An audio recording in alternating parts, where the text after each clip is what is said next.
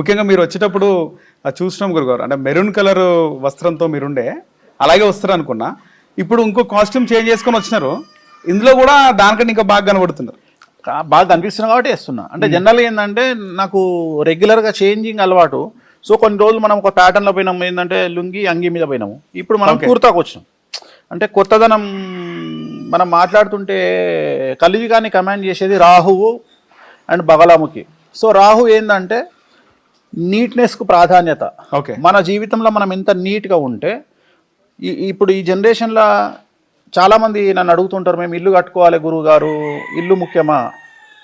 నేను ఏం చెప్తా అంటే, ఉద్యోగస్తులైతే ఇల్లు కట్టుకోవాలి. ఓకే, వ్యాపారస్తులైతే లేదా ఇతరత్ర వ్యాపకాలతో బ్రతికే వాళ్ళైతే కారు కొనుక్కోవాలి. ఓకే, ఎందుకంటే మనం ఇల్లు కట్టుకుంటే మన దగ్గరికి సమాజంలో ఉండే 100 మందిలో 99 మందిలో 99 మంది ఇంటికి వస్తారా? రారు. రారు రారు 99 మంది కాకుండా ఒకడే మన ఇంటికి వస్తాడు. కానీ మనం సమాజంలో మనకు తెలిసిన 100 మంది దగ్గరికి మనం పోతాం. కాబట్టి మనకు వాళ్ళ దగ్గరికి వెళ్ళినప్పుడు కారు ముఖ్యం. అంటే ఒక మంచి కారు, ఒక మంచి డ్రెస్సు, ఒక నీట్గా అపియర్, చూడగానే ఒక పాజిటివ్ ఎనర్జీ కనిపించాలి, ఒక మంచి చెప్పులు. సో ఇవి సమాజంలో మనం ఎదుటి వ్యక్తికి మనం చూపించగలుగుతున్నాయి. ఒక మంచి పర్ఫ్యూము, ఎందుకంటే మన దగ్గర జనరల్గా ఇండియన్స్కు స్వెట్ స్మెల్ అనేది వస్తుంది, అంటే చెమట స్మెల్ వస్తుంది. అది రాకుండా ఉండడానికి 2 సార్లు స్నానం చేసి, సో ఇలా ఉండగలిగితే వాళ్ళను ధనము ఆకర్షిస్తుంది. మనం ఆకర్షించడం కాదు, ఓకే, వెరైటీ ధనమే ఆకర్షిస్తుంది. జనరల్గా మనం ధనాన్ని ఆకర్షించాలి అనే ప్రయత్నం చేస్తాం, కానీ ధనము మనం మంచిగా ఉంటే మన దగ్గరికి ధనమే వస్తుంది. సో కలియుగంలో మనం ఎంత నీట్గా ఉంటే అంత బాగుంటుంది. నువ్వు అబ్జర్వ్ చేస్తే చూడు, పొలిటీషియన్ కానీ, ఎంటర్ప్రెన్యూర్ కానీ, వ్యాపారవేత్తలు కానీ చాలా నీట్గా తయారయ్యి, చాలా ఏమంటారు, వాళ్ళని చూడగానే ఒక పాజిటివ్ వైబ్ వస్తుంది. అవును. సో ఆ పాజిటివ్ వైబ్ ఉండడానికి నేను కూడా ప్రతిరోజు 2 సార్లు స్నానం చేస్తా. ఈవెన్ వేరే దేశాలకు వెళ్ళినా, చలి ప్రదేశంలో అయినా, ఈవెన్ కాశ్మీర్లో ఉన్నా నేను 2 సార్లు స్నానం చేస్తా. ఒక్కొక్కసారి 3 సార్లు స్నానం చేస్తా. డిసెంబర్లో కూడా నేను 2 సార్లు స్నానం చేస్తా. అట్లనే నీట్గా మెయింటైన్ చేస్తా. సో మన వస్త్రధారణ, మన అటెన్షను, మనం ఎదుటి వ్యక్తితో మాట్లాడుతున్న విధానము, మనం అతనికి మనకు ఇస్తున్నటువంటి వైబు చాలా ముఖ్యము. అందుకని సో ఒక కొత్తదనాన్ని, ఎందుకంటే మనం ఆల్రెడీ గత 15 ఏళ్ళ నుండి ఒకటే ప్యాటర్న్లో వెళ్ళినా. సో అందుకని మన లేటెస్ట్గా లాస్ట్ 2-3 మంత్స్ నుండి చేంజ్ చేసిన, ఏంది షర్ట్ ప్లేస్లో కుర్తాలు వేస్తున్నా. సో ఇక మీదట ఇంటర్వ్యూలన్నీ కుర్తాల్లో ఇస్తా. అట్లా. ఓకే, నార్మల్గా చాలామంది, అంటే జనరల్గా ఇది పెద్ద క్వశ్చన్ ఏం కాదు, కానీ చాలామంది బట్టలు ఒకరోజు వేసుకున్న బట్టలు నెక్స్ట్ డే కూడా వేసుకుంటూ ఉంటారు. దానిపైన ఏం చెప్తారు గురుగారు? అంటే జనరల్గా వాళ్ళు చేసే వృత్తిని బట్టి ఉంటుంది. ఇప్పుడు ఉదాహరణ, మనకు లేబర్ ఉంటారు. లేబర్ అంటే రోడ్డు మీద కరెంటు పని చేసేవాళ్ళు, లేకపోతే వెల్డింగ్ చేసేవాళ్ళు. సో వాళ్ళ స్థాయిని వాళ్ళకి ఎట్లుంటుంది అంటే, కొంతమందికి 2 బట్టలే ఉంటాయి, 2 జతలే ఉంటాయి. ఓకే, 2 జతలే ఉన్నప్పుడు బాడీ మీద ఒకటి ఉంటుంది, పిండుకోవడానికి ఒకటి, అట్లా రోజు పిండుకోలేరు వాళ్ళు. సో అందుకని ఏంటంటే కొన్ని రోజులు వాళ్ళు కంటిన్యూగా 2-3 సార్లు వేస్తారు. 3 రోజుల తర్వాత దాన్ని వాష్ చేసుకుంటారు. సో దానికి వేరే, నేను అందుకనే ఏం చెప్పినా, నార్మల్గా అయితే ఉన్నతమైన స్థితిలో ఉన్నా, లేకపోతే ఖచ్చితంగా ఉన్నతమైన స్థితిలో ఉండేవాళ్ళు ఖచ్చితంగా రోజు కొత్త బట్టలు వేసుకోవాలి. కొత్త బట్టలు ఇన్ ద సెన్స్ పిండినవి, రైట్, పిండినవి వేసుకోవాలి. ఒకసారి వేసుకుని మళ్ళీ వేసుకోవద్దు. సో అది మనకు శాస్త్రం చెప్తుంది. సో అప్పుడే మనకు డబ్బులు ఎక్కువ వస్తాయి. ఇప్పుడు నాకు తెలిసిన కొంతమంది ఉన్నారు, ఓకే, చెప్తే నమ్మరు, జబ్బులు ఉన్నోళ్ళు, వాళ్ళు బిజినెస్ మ్యాన్లు కావచ్చు.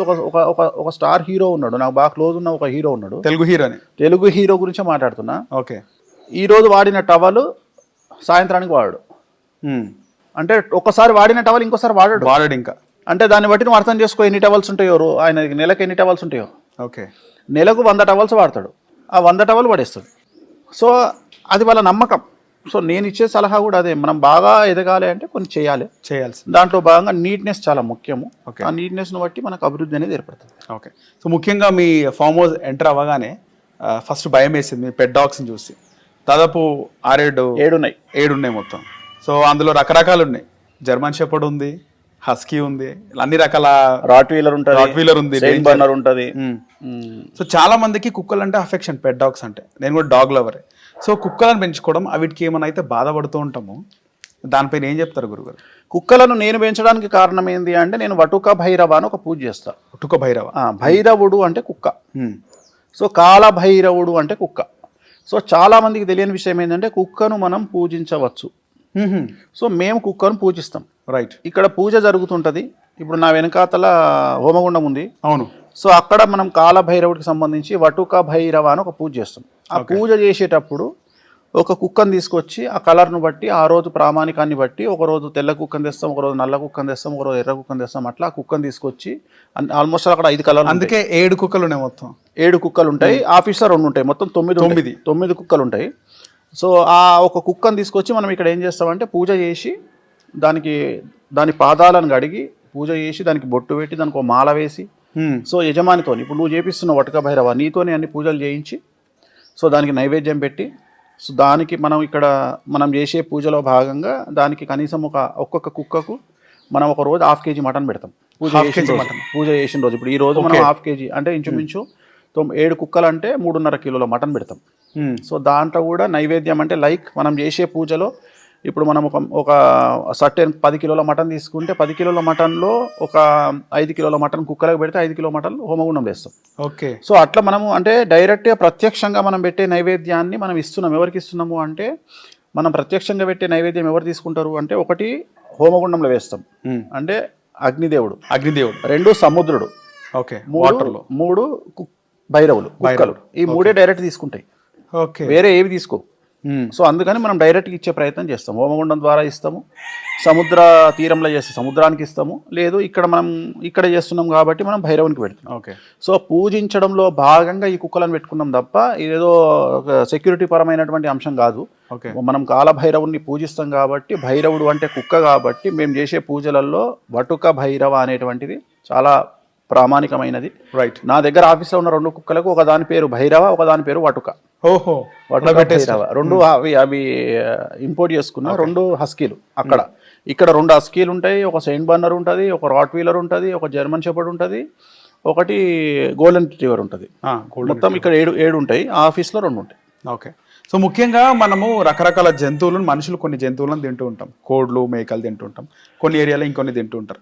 కానీ మనం పెంచుకునే కుక్కలకి ఏమైతే బాధపడతామో ఎట్ ద సేమ్ టైము మేకలను కోసుకొని తింటాము. చాలామంది మాట్లాడే మాట గురుగారు, దీనిపైన ఏం చెప్తారు? కొన్ని జంతువులను మనము ఆహారంగా అంటే ఒక మనిషి వస్త్రధారణను, ఒక మనిషి ఫుడ్ హ్యాబిట్స్ను మనము విమర్శించడం కానీ అలాంటిది చేసే రైట్స్ మనకు లేవు. నాగాల్యాండ్లో కుక్కలను తింటారు. అవును. నార్త్ ఈస్ట్ స్టేట్స్లో నేను చాలా స్టేట్స్ చూసిన. పిల్లి తింటారు, పంది కుక్కలు తింటారు, కోతి తింటారు. అవును, కోతిని తింటారు.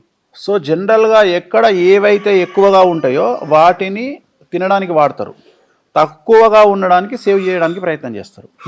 ఇప్పుడు ఉదాహరణ ఆస్ట్రేలియాలో కంగారూస్ అక్కడ వాళ్ళ జాతీయ జంతువు.